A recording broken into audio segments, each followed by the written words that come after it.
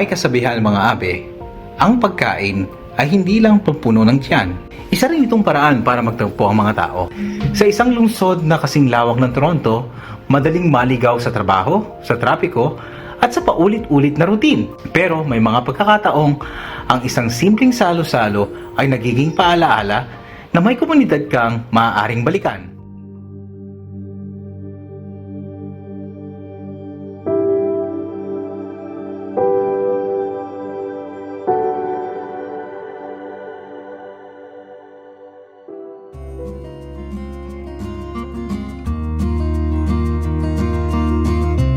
Ito ang Meet and Eat project ni Paring Jess Vlog.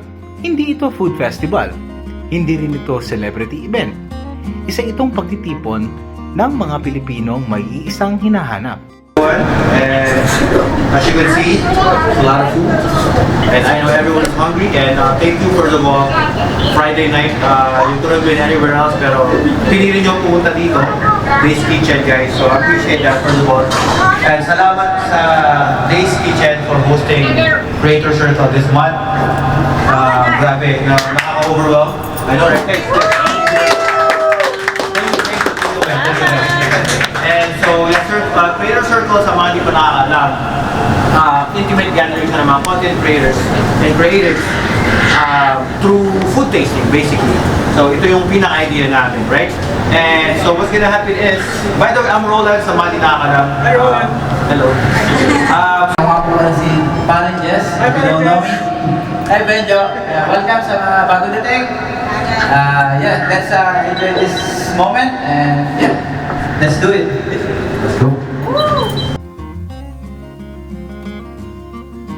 Isang pagkakataong magkamustahan. May mga dumayo mula sa iba't ibang bahagi ng Greater Toronto Area.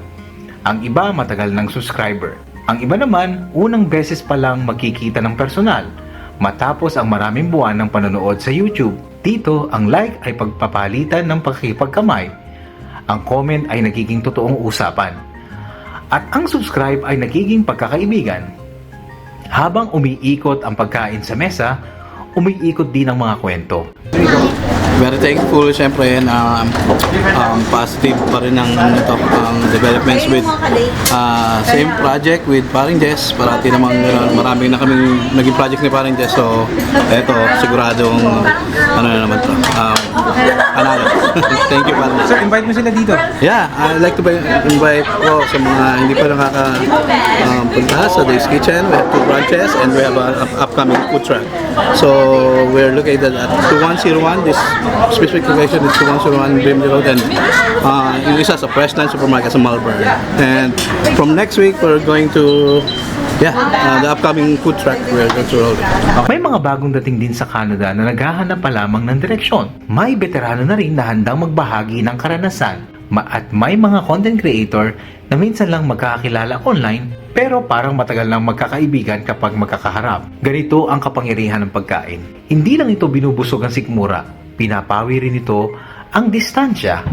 Sa panahon ng social media, maraming koneksyon ang nabubuo sa screen. Pero iba pa rin ang koneksyong nabubuo habang sabay-sabay kayong kumakain, nagtatawanan at nagkukwentuhan. Marahil iyon ang tunay na layunin ng Meet and Eat. Hindi lang magpakain, kundi magbigay ng espasyo kung saan ang bawat Pilipino sa ibang bansa ay may pagkakataong maramdaman na hindi siya nag-iisa. So, ang Creator Circle, ginawa namin yan para magkaroon ng platform para sa mga content creator, para makapag-gather, makapag-connect at makapag-collaboration. Pero, syempre, through pagkain, through food. So, ngayon, dito tayo sa Days Kitchen, sila po yung nag-host, and we hosted more than 10 creators. And, ayun, maganda yung kinalabasan, maganda yung experience, good vibe as usual. Nagsimula ito nung June, and today is the second one. And we hope na patuloy-tuloy pa ito mangyari, monthly. So sa mga interesado dyan na mag-join dito sa Creator Circle na binubuo namin, community, kung gusto nyo, usually nagpo-post naman yung page or ako, may link doon, mag-register lang kayo and then we will update you more. So, okay, liwanagin lang natin, it's not only content creators, also the businesses, no? We can join, or everybody. Ito naman, hindi lang siya exclusive sa creators. We're gonna have segments where appropriately ma-invite natin yung mga non-creatives. Basta yun nga, basta aligned siya sa kumbaga sa grupo. Yes. Okay. Alright.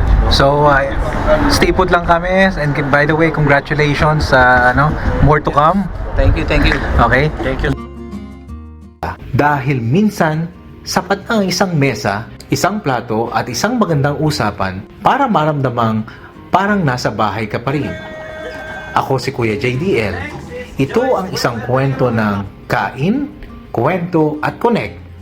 Isang simpleng salo-salo na nagpapaalaala na saan man tayo dalhin ng buhay, may mga taong handang makisalo sa ating paglalakbay. So, Ale!